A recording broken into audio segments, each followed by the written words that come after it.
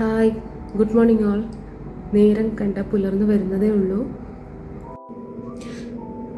ഞാൻ കുറച്ച് പച്ചരി വേവിക്കാനായിട്ട് ഇട്ടിട്ടുണ്ട്. നമുക്കിന്ന് ഉച്ചയ്ക്ക് പനീർ റൈസ് ഉണ്ടാക്കാം.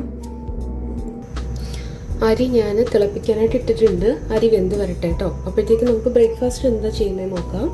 സിമ്പിളായിട്ട് വളരെ ഈസി ആയിട്ടാണ് ഇന്ന് ചെയ്യുന്നത്. ഞാൻ കുറച്ച് പുട്ടുപൊടി എടുത്തിട്ടുണ്ട്. ഇന്ന ബ്രാൻഡൊന്നുമില്ല, നാട്ടിൽ നിന്ന് വരുമ്പോൾ നാട്ടിലത്തെ ആണ് യൂസ് ചെയ്യുന്നത്. ഇപ്പം ഞാൻ വന്നിട്ട് 1 വർഷം ആവുന്നു, അപ്പോൾ എല്ലാം കഴിഞ്ഞു. അതുകൊണ്ട് ഞാൻ റെഡിമെയ്ഡ് പൊടികളാണ് വാങ്ങുന്നത്. ഇനി നാട്ടിൽ പോയിട്ട് വരുമ്പോൾ കൊണ്ടുവരണം പുതിയ പൊടിയും എല്ലാം. ഇനി എന്നാ പോകാൻ പറ്റുമെന്നൊന്നും അറിയില്ല. അപ്പോൾ ഞാൻ ഉപ്പ് ആഡ് ചെയ്തിട്ടുണ്ട്. ഇനി അതിലേക്ക് നമുക്ക് ആവശ്യത്തിന് വെള്ളം ആഡ് ചെയ്യാം. ഞാൻ വെള്ളം ആഡ് ചെയ്ത് നനച്ചെടുക്കാം. ഞാൻ ഒറ്റയ്ക്കാണ് വീഡിയോ എടുക്കുന്നത്, അതുകൊണ്ട് എനിക്ക് നനച്ചതിന് ശേഷം ഞാൻ നിങ്ങളെ കാണിക്കാം. എനിക്ക് ഫോൺ സ്റ്റാൻഡ് ഒന്നും ഞാൻ റെഡിയാക്കിയിട്ടില്ല. എല്ലാം റെഡിയാക്കിയതിന് ശേഷം ഈ രണ്ടും കൂടെ എനിക്ക് കാണിക്കാൻ പറ്റുള്ളൂ. അപ്പോൾ ഞാൻ പുട്ടുപൊടി നനച്ച് വെക്കട്ടെ കേട്ടോ. നനച്ച് വെച്ചിട്ടുണ്ട് പുട്ടുപൊടി. ഈ സമയം കൊണ്ട് നമുക്ക് തേങ്ങ എടുക്കാം. തേങ്ങ ഗ്രേറ്റ് ചെയ്തെടുക്കാം. എടുത്തിട്ടുണ്ട്. എനിക്ക് ആകെ കുറച്ച് വെള്ളം കിട്ടിയിട്ടുള്ളൂ. ഈ വെള്ളം ഞാൻ ഫ്രീസറിൽ സൂക്ഷിക്കും. നമുക്ക് അപ്പം ഉണ്ടാക്കാനായിട്ട് നല്ലതാണ്. ഇതാണ് കേട്ടോ, ഞാൻ നാട്ടിൽ നിന്ന് കൊണ്ടുവന്ന ചിരവയാണ്. എനിക്കത് നല്ല ഈസി ആയിട്ടാണ് തോന്നുന്നത് കേട്ടോ.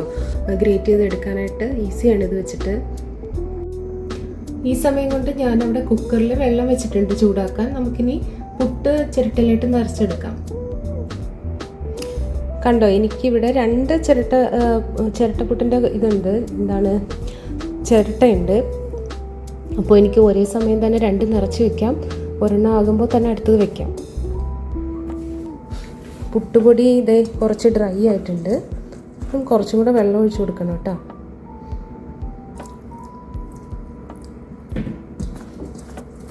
പുട്ടൊക്കെ നനച്ചുണ്ടാക്കാനായിട്ട് പെട്ടെന്ന് ഈസി ആയിട്ടുള്ള കാര്യമാണ്.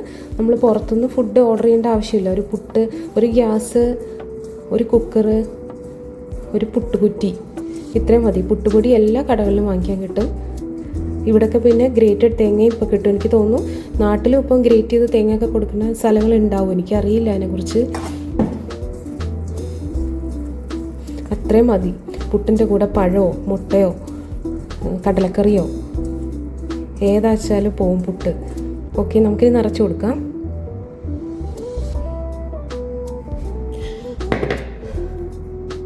കുറച്ച് തേങ്ങ ഇട്ട് കൊടുക്കുക.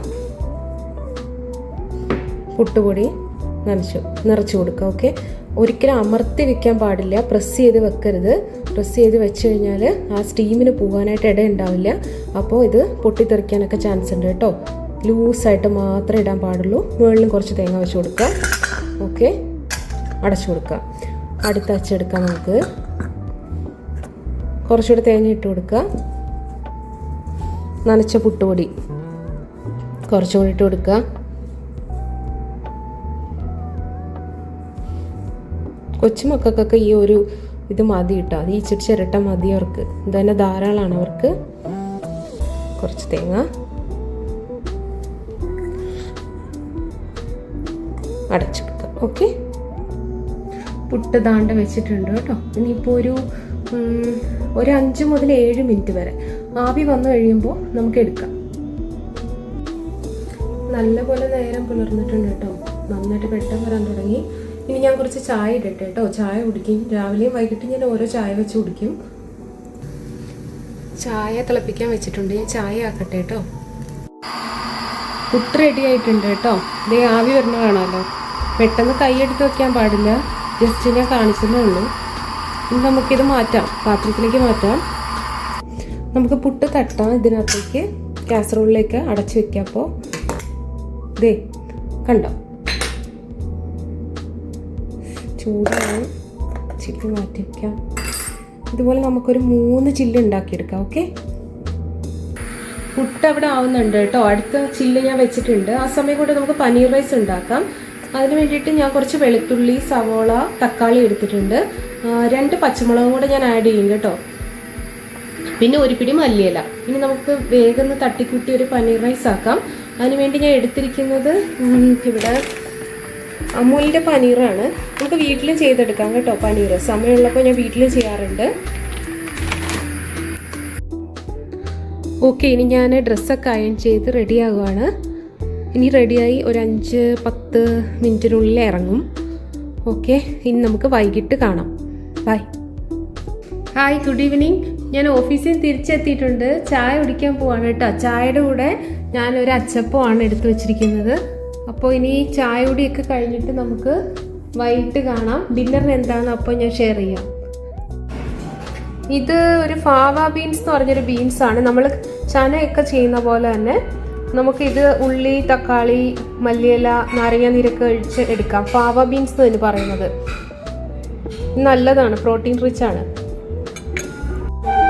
അവിടെ പയർ വേവിക്കാൻ വെച്ചു. ആ സമയം കൊണ്ട് നമുക്ക് കുറച്ച് ഇൻഡോർ പ്ലാന്റ്സ് ഉണ്ട്, അതിനൊക്കെ കുറച്ച് വെള്ളം ഒഴിക്കുകയാണ്. സമയം കിട്ടുമ്പോൾ ഒഴിക്കണം, അല്ലെങ്കിൽ വാടിപ്പോവും. ഇൻഡോർ പ്ലാന്റ്സിൽ എനിക്ക് ഏറ്റവും സേഫായിട്ട് നമുക്ക് വാങ്ങാൻ പറ്റിയെന്ന് തോന്നുന്നത് ലില്ലിയാണ്, പീസ് ലില്ലി. ഇതാണ് എൻ്റെ കയ്യിലുള്ള വേറൊരു ഇൻഡോർ പ്ലാന്റ്. ഇതൊരു പാമാണ്, അരക്കപ്പാം. ഇതിന് നന്നായിട്ട് വെയിൽ വേണം കേട്ടോ. ഇതിന് നന്നായിട്ട് വെയിലില്ലെങ്കിൽ ഇത് നന്നായിട്ട് പിടിക്കില്ല. വെള്ളവും വേണം, വെയിലും വേണം.